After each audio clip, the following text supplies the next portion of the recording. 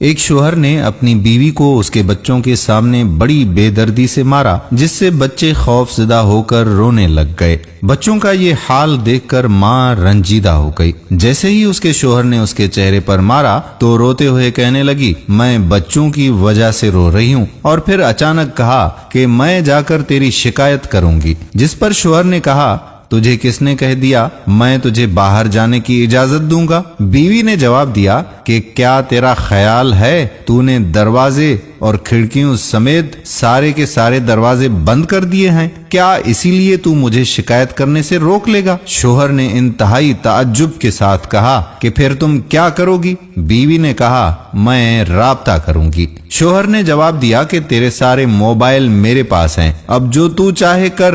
جیسے ہی بیوی حمام کی طرف لپکی، شوہر نے سمجھا شاید یہ حمام کی کھڑکی سے بھاگنے کی کوشش کرے گی، اسی لیے جلدی سے بھاگ کر حمام کے باہر کھڑکی کے پاس کھڑا ہو کر انتظار کرنے لگا۔ جب اس نے دیکھا کہ یہ عورت نکلنے کی بالکل کوشش نہیں کر رہی ہے تو وہ واپس اندر آیا اور حمام کے دروازے کے پاس آ کر کھڑا ہو گیا۔ اس کے نکلنے کا اب یہ انتظار کرنے لگا۔ جب وہ حمام سے باہر نکلی تو چہرہ وضو کے پانی سے تر تھا اور لبوں پر بہت ہی پیاری سی مسکراہٹ سجا رکھی تھی۔ اس عورت نے کہا، میں تیری صرف اس سے شکایت کروں گی جس کے نام کی تو قسم اٹھاتا ہے، اس سے مجھے تیری بند کھڑکیاں، تیرے مقفل دروازے اور موبائلوں کی ضبطگی سمیت کوئی بھی چیز نہیں روک سکتی، اور اس کے دروازے کبھی بند نہیں ہوتے ہیں۔ شوہر نے اپنا رخ بدلا اور کرسی پر بیٹھ کر خاموشی کے ساتھ گہری سوچ میں ڈوب گیا۔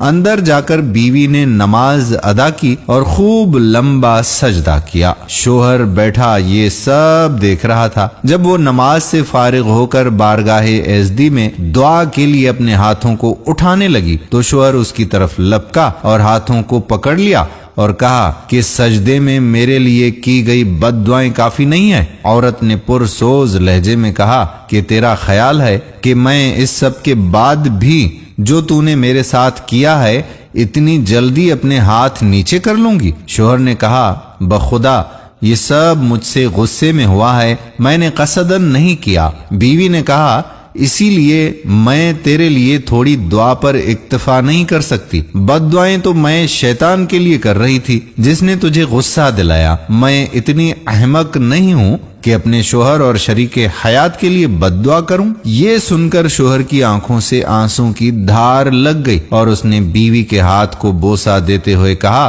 کہ میں آج آپ سے وعدہ کرتا ہوں کہ کبھی بھی آپ کو برائی کے ارادے سے ٹچ تک نہیں کروں گا۔ یہی وہ نیک بیوی ہے جس کے بارے میں اللہ اور اس کے رسول اللہ صلی اللہ علیہ وآلہ وسلم نے خیر خواہی کی تاکید کی تھی۔ تم ان کے بن کر رہو، وہ تمہاری بن کر رہیں گی۔ اللہ تعالیٰ سب کو ایسی نیک بیویاں عطا فرمائے۔ امید کرتے ہیں کہ ہماری آج کی ویڈیو آپ کو پسند ضرور آئی ہوگی۔ آنے والی ویڈیو تک آپ کا اپنا میزبان قادر کلہوڑو آپ سے اجازت چاہتا ہے۔